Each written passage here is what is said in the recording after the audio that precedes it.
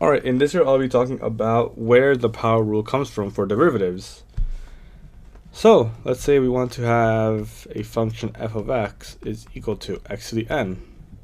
And then normally we are taught, okay, f prime of x is equal to nx n minus 1. But where does this come from, right? And why does this work? Pretty much that's what we're going to dive into today.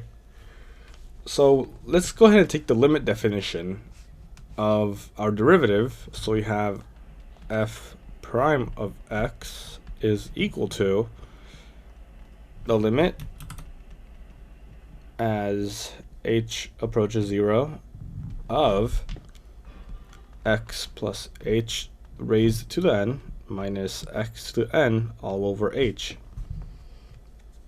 So we're going to go ahead and look at the binomial theorem, which for any binomial, like let's say x plus h in this example, raised to the n, we could pretty much write this as the sum from k is equal to 0 up until n, where we have n choose k and x to the n minus k and h to the k.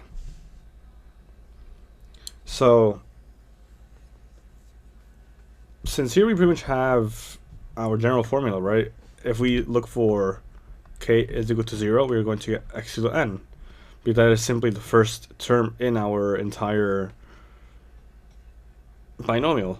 And if we look at the first term, k is equal to 1, we're going to have to do n factorial over n minus 1 factorial times 1 factorial, which is going to be 1, so we can leave it as n factorial divided by n minus 1 factorial, and it's going to be multiplied by x to the n and then minus 1 times h, and n factorial is always going to be n times n minus 1 times n minus 2 and so on.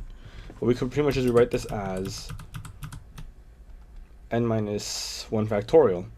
And since we have n minus 1 factorial in the denominator, we see that this simply becomes n x to the n minus 1 times h. And we could already see our similarity, right? x n minus 1 and n x minus 1. And finally, let's look at our second term, which will be n factorial divided by n minus 2 factorial times 2. So I'll just put that in the front. And it will be times x to n minus 2 and h squared. And here we could pretty much have, it is going to be, since we discussed this earlier, it is going to be n times n minus 1 over 2 times x n minus 2 h squared. And we see that every time we keep on going for higher values of k, we're always going to get an h. But since we know that h is equal to 0, every single h will just disappear, meaning that everything after k equals 2 is simply just going to be 0.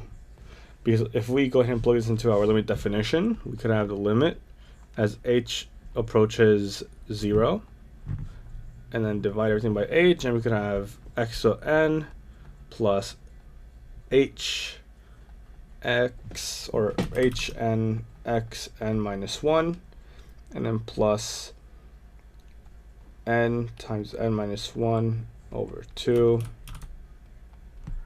h squared x to n minus 2 minus, and then plus dot dot dot, and then minus x to the n.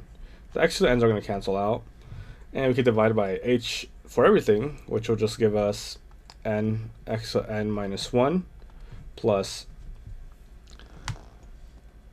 h n times n minus 1 over 2 x to the n minus 2 and so on.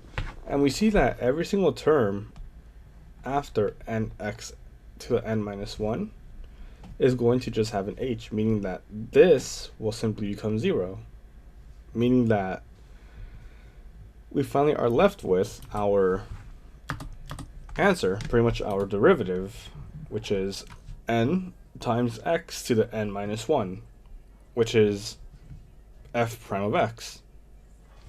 So that's pretty much how we get this very nice proof of the power rule for derivatives. So yeah, hopefully this gives you a clear idea where it comes from and why it always works.